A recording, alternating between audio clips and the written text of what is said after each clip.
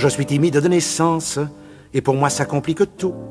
Tenez, pour faire la connaissance de mes parents, j'ai eu un trac fou. Je trouvais qu'il y avait trop de monde pour me recevoir, et je n'osais pas montrer ma frimoussette blonde. Quand quelqu'un dit « Viens, c'est papa », j'aurais voulu, mais j'ai pas pu, et je me cachais dans le sein de ma mère. J'étais gêné, bouleversé, d'être obligé de montrer mon derrière. Mais le docteur, tout en sueur, disait tout bas, faut bien que je te libère. J'aurais voulu, mais j'ai pas pu, et je suis resté au chaud 3 mois de plus. Étant fait bon pour le service, je me crus alors tout permis. Mais les premiers jours, quel supplice, je ne crânais pas mes amis, réveillé plutôt que d'habitude par un clairon très maladroit. Je me retournais plein de lassitude quand on me dit « Soldat, lève-toi ». J'aurais voulu, mais j'ai pas pu, et je bâillais en clignant de la paupière. J'étais gêné, intimidé par les copains qui couraient sans bannière. Mais l'adjudant me dit « Feignant, faut-il, monsieur, vous faire monter de la bière ?» J'aurais voulu, mais j'ai pas pu, et les 4 jours, c'est moi qui les ai eus. Ainsi le jour de mon mariage, ma femme dans le lit nuptial, et n'amourait très à la page, attendait le moment crucial. Je me suis présenté en liquette, de peur d'attraper un coup de froid. Quand elle me dit « Fais pas cette tête, sois moins nerveux, chérie, prends-moi ». J'aurais voulu, mais j'ai pas pu, tant l'émotion me coupait la parole. J'étais gêné, désemparé, car en chemise, un homme n'est pas très drôle. Armande pourtant, disait Fernand, viens près de moi pour que je te cajole. J'aurais voulu, mais j'ai pas pu, et j'ai passé la nuit sur un bahut. J'ai vieilli avec mon Armande, mais si je porte le poids des ans, elle a toujours la lèvre gourmande et un sacré tempérament. Pour fêter notre nuit de noces, elle a voulu, la pauvre chérie, reprise par un désir féroce, remettre ça. Ah, mais à quel prix? Ah là, j'aurais voulu. Ah là, j'ai pas pu. J'eus préféré lui offrir des oranges. J'étais gêné, diminué, car je n'avais pas un souffle de rechange. Armande pourtant, comme dans le temps, disait Fernand, refais-moi voir les anges. J'aurais voulu, mais j'ai pas pu. C'était fini, le charme était rompu.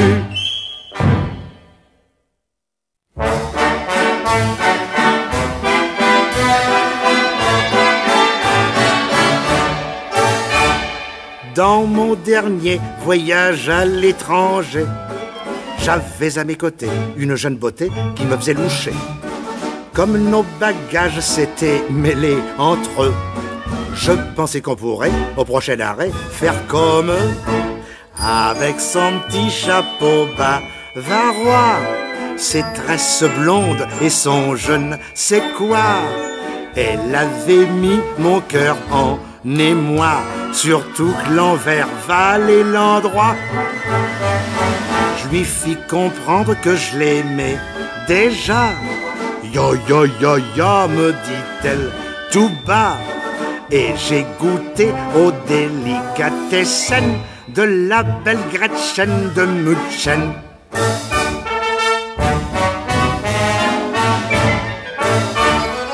Elle n'eut besoin que de quelques leçons car pour parler d'amour, le français toujours se pose en champion.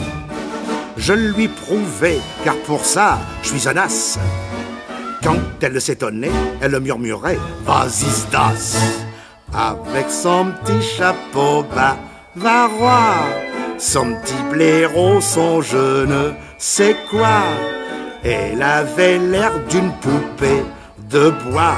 C'était tout le contraire, croyez-moi. Si je maigrissais, m'épuisant en vain, elle ne restait jamais sur sa faim et se bourrait de délicatessen, ma belle Gretchen de München.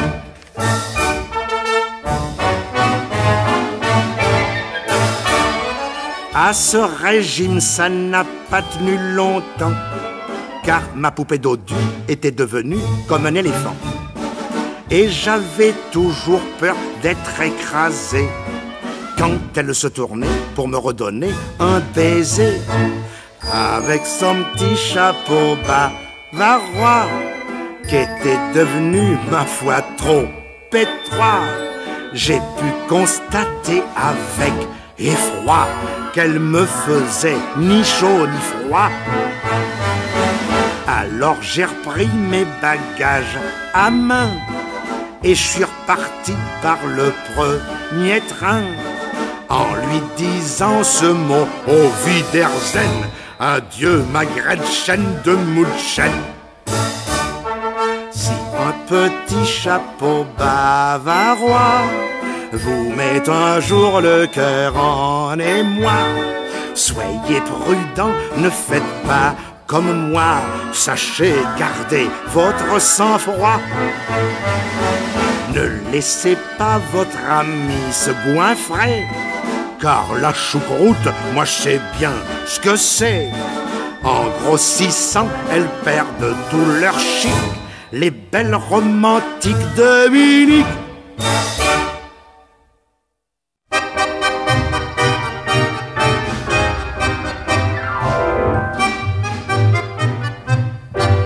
Au bal du petit Ajaccio, on ne danse pas le mambo, ni le bebop, ni la biguine, mais un vrai tango d'origine. Le tango corse, c'est un tango conditionné. Le tango corse, c'est de la sieste organisée. On se déplace pour être sûr qu'on ne dort pas. On se prélasse. Le tango corse, c'est comme ça. Quand Dominique est fatigué de voir les autres travailler, il s'accorde un peu de repos, juste le temps d'un petit tango. Le tango corse, c'est un tango conditionné. Le tango corse, c'est l'avant-goût de l'oreiller. Le Dominique se croit déjà en pyjama. C'est magnifique. Tango corse, c'est comme ça. Un jour, des musiciens du Nord ont joué trop vite et trop fort. Un vrai tango de salariés. On les a jamais retrouvés. Le tango corse, c'est un tango sélectionné. Le tango corse, pour les courageux fatigués. Chacun s'étire en même temps que l'accordéon, et l'on soupire. Le tango corse, que c'est bon. Quand à bout de force, on va s'étendre 1 heure ou 2. Le tango corse, c'est encore là qu'on le danse le mieux.